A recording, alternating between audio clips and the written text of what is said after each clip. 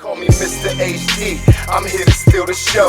A ticking time bomb, my nigga. What's going on, everybody? It's your boy Mr. HD back with another video, and in this video I'm gonna give y'all something I promised y'all a couple weeks ago, and that is part one of my trilogy of setup videos. This time we're gonna talk about my podcasting setup, where I do most of my work, my clean and minimal setup, my favorite setup. I call this setup Set A. We'll start with the desk that I'm using. I got the desktop from Amazon, and it is not the Ikea wooden desktop that you see everybody getting that runs about $300. This runs about $650. It's made by a company called Boos. It's made of real wood, so it's not going to be chipping and breaking and all that different stuff. You can refinish it if you want, and all those good things. So quality desk. I'll have it for a long time. I got it in a natural finish just in case I did want to gloss it myself eventually. Right now I have it just with the natural wood finish because I love the way it looks, especially in my setup. The legs are separate, and I got those on Amazon as well, and they're made by a company called ARAZY. So they were cheaper than something like Autonomous, and just as good in my opinion. The controls are really smooth. You can set it to certain heights, so you could just push one button and it'll go straight to that height. I have it adjusted to where whenever I do a show standing up, I just press one and it goes to 45, and it'll be ready for me at the perfect height when I'm ready to record or go live. So really nice legs, really nice desktop. I love the setup, and this entire setup is powered by my iMac 5K. 2017 iMac 5K, because I did get finessed, but I bought this like a couple months before the 10-core iMac 5K came out, and it's a little disappointed, but it's all good because I will be upgrading to one of the new M1 iMacs as soon as they are available. And for the monitors that I use, they're both made by Acer, and they're the Acer Nitro H274Us, I think is the model number. They're color accurate, and they do HDR40, which is good enough for me when it comes to editing and stuff like that. So yeah, I don't think I'll be upgrading these monitors anytime soon. How about we talk about the sound? I'm using the Shure SM7B, which I'm sure you've seen on every single YouTuber and podcaster's channel, not just mine. It is the industry standard for microphones, if you didn't know, because it is amazing. The quality, the sound. If you're not into doing tons of post-production with your audio, this is the mic you want to get.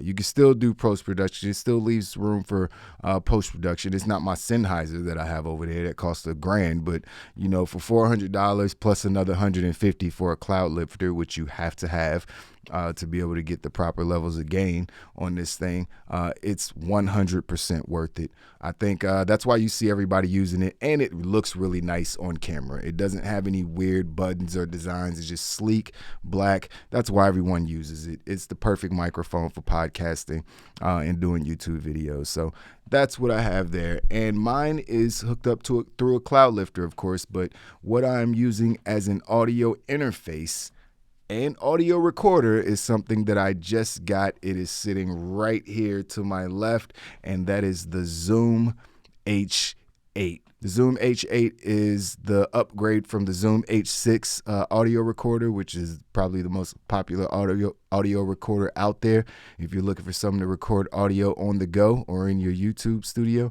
just because their devices give you the best sound. If you want something that cancels out all noise, where you're not going to get any static or fuzziness or buzzing, the Zoom devices are so good as far as filtering out the extra noise. And this is the upgraded version. It does allow you to plug up to 12 microphones to it. I have two actually hooked up to it. Yeah, so I have a Sennheiser routed all the way around the room, XLR cable going all the way around the room, coming back up under the desk, plug into port 2 over here, and then I obviously have my Shure SM7B plugged up to it as well. And yeah, it's the best audio recording device out there that you can get. Runs about $400. I got a little rebate when I got it for like 50-60 bucks off or something like that. So definitely upgraded my sound quality, my audio quality. I had a Scarlett Focusrite before, like a ton of other people. I've tried the complete audio interfaces. None of them sound as good as this. So it costs you a little bit more, but 100% worth it. So that's my audio setup right there.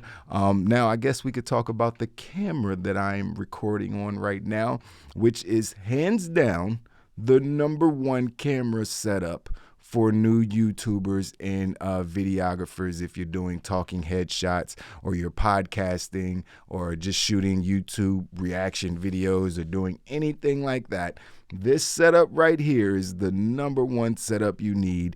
And the camera that I'm using is the Sony A6100 with the Sigma f1.4 lens, and it is perfect shot. As you can see, you get the good wide angle shot. I have this zoomed in a little bit, but you can you get the perfect wide angle shot with it.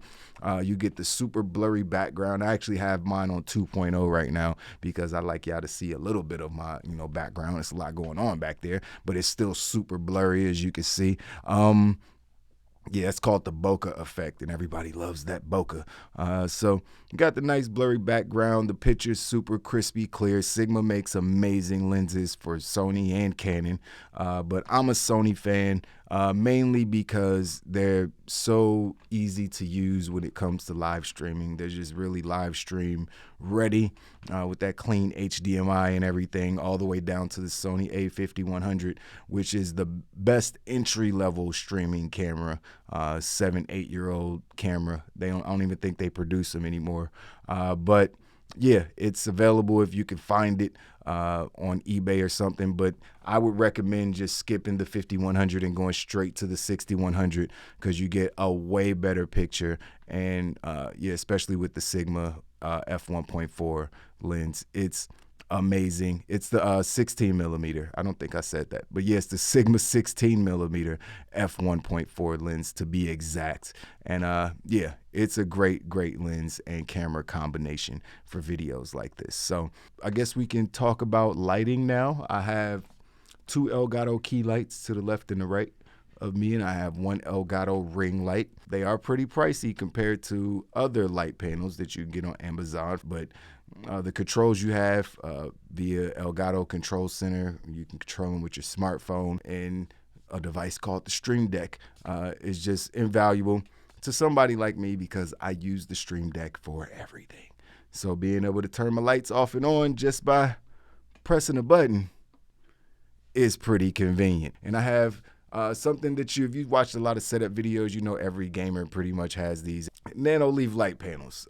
Can't get away from those things. They've made a bunch of different designs since these became popular. Oh, I guess people might want to know about the mounts. My mic is mounted on a Blue Yeti boom arm, and all my other mounts are made by a company called Vivo. I got my Alexa Dot over here next to my iPhone. That's where I keep my iPhone off to the side so I'm not staring at it all the time, trying to check my Instagram or my WhatsApp messages or anything like that. My favorite device in the entire studio. Can I even get that in the shot? I can't get that in the shot. My Streamdeck XL. My Streamdeck XL. This is my favorite thing in my entire studio. They don't come like this. They come like this, just so you know. I got this wooden case made by a company in Germany. I had to rig it so it got a little lean, the proper slant that I wanted. So I took the original base and I screwed it on the back of this, and now I have the perfect interface for controlling my podcast, and it matches my entire setup. It's beautiful, isn't it? It comes with the wrist rest. I love this thing so much, and it was only $200. They only charged me $200 for this. I mean, that is a lot of money, but yeah, it was worth it. Well worth it. I love this thing so much.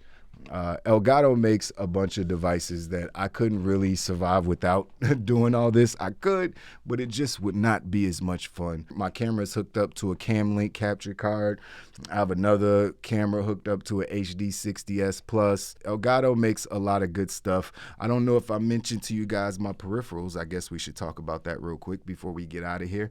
My keyboard is the Logitech 10 keyless G915 Lightspeed keyboard. I love this thing. This is my favorite keyboard. I have one on both desks. You can't see it because my chair and I'm in the way, but I have a white one on that setup because obviously that setup is white. But this is my baby. I love this thing. I love to look at it. Look how low profile it is. It's so slim. It's almost as slim as my Apple Magic keyboard. It's not that slim, but it's really slim, and I love it. It actually has feet on it, so if I want a good slant on it, I can get a good slant on it. So I love this keyboard, man. It's Bluetooth, obviously. Could be charged at the top right there. So you want to talk about a perfect keyboard without a number pad, not taking up a bunch of space on your desk. This is the #1 recommended keyboard by myself. Logitech just makes the best peripherals. I know there's other companies out there, Razer and all these other companies that make really good peripherals, but Logitech makes the best stuff, man. Let's not even act like it's not the case. And speaking of Logitech, I think they make the best mice as well. This beautiful thing right here. It's got my fingerprints all over it. Don't worry about that. This is the MX Master vertical mouse, which is obviously an ergonomic mouse. It's meant to keep your hand in a natural position, your wrist in a natural position, because obviously when your hands are at their sides, your hands aren't like this. When they're at your sides, they're like this. So that's the more natural position for your wrist to be in. And I'm just gonna say this is like one of the best things I ever purchased in my life. Like, just as far as how much my wrists hurt less now that I have this, like, it's not even, I can't even explain how much this thing has helped. Like, I was literally having serious wrist pain to where I was thinking I was getting carpal tunnel, and I'd just be sitting here massaging my wrist, and I would have to go, see masseuse and have them rub my wrist and different things like that. And it was getting to become a problem. Honestly, I couldn't play video games for more than a couple. I was like, wait a minute, what's going on here? And then I realized it was every time I turned my wrist this way to use my mouse, it would hurt. And then I got the MX Master mouse. That helped a little bit, but I was still like holding my wrist the same way. Then I found this thing and it changed the game. Now, if I hold my wrist like this, straight up and down for too long, it's like, yeah, that's not natural. That's not comfortable. That's not how it's supposed to be. So if I could recommend anything for people with wrist pain and carpal tunnel from sitting at a desk and working all day, it's this mouse. They also make a keyboard. The keyboard was too much. It was not too much in cost, just it was super curved, and it made sense. The design of it made sense. It was just a little too annoying for me to continue to use. But this mouse is a game changer. Definitely recommend that. And I think that's about it, guys. We'll talk about my chair in another video. I have a couple chairs. We'll talk about those in the last video. But yeah, I think that's it. I hope you guys enjoyed the video. Like I said, if you need any of this gear, I can, link it all down in the description. You can ask me questions in the comments. I'll try to answer every single question that you guys put in the comment section.